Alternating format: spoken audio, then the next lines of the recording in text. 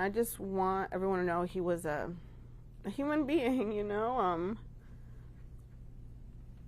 Besides the fact, you know, where he was born, he was a good father, good husband, hard worker, wanted to do things the right way. How did you find out what had happened Wednesday morning at that ICE facility?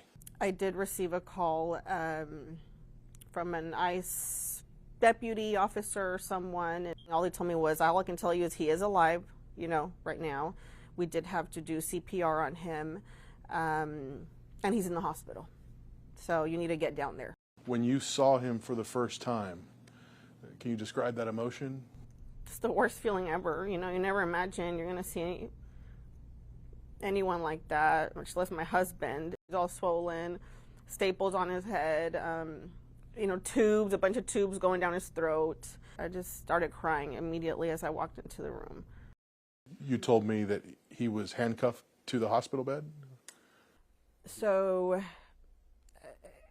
both his arms were restrained to the bed. I don't know if that was the hospital or ICE doing that, but both his feet were handcuffed together. They had handcuffs on them.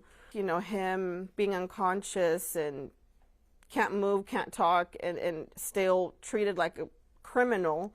I made a comment like, it's not like he's gonna get up and walk away, you know. Just seeing him like that, you know, all tubed up and unconscious, but you know, handcuffs on him, it did make me feel upset. He does have them off now, so I'm happy about that. But I feel it was only because I made a comment. You don't get a lot of time with him, from what I understand. No,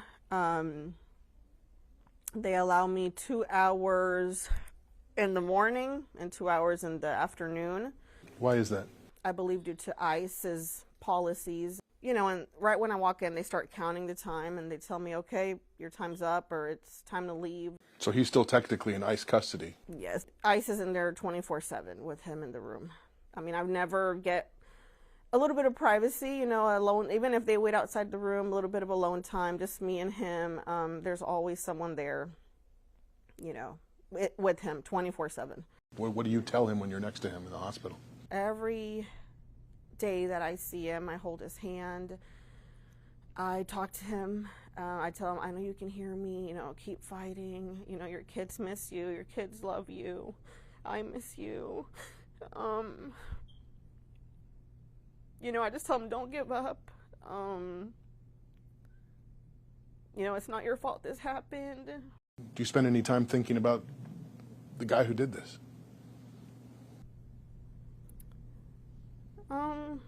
I try not to. I don't see the point of thinking about him. Definitely don't like to see his face all over everywhere. Like, I try not to open social media, so I don't want to see his picture, you know.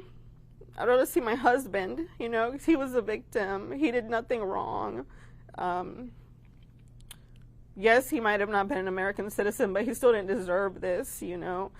No one does.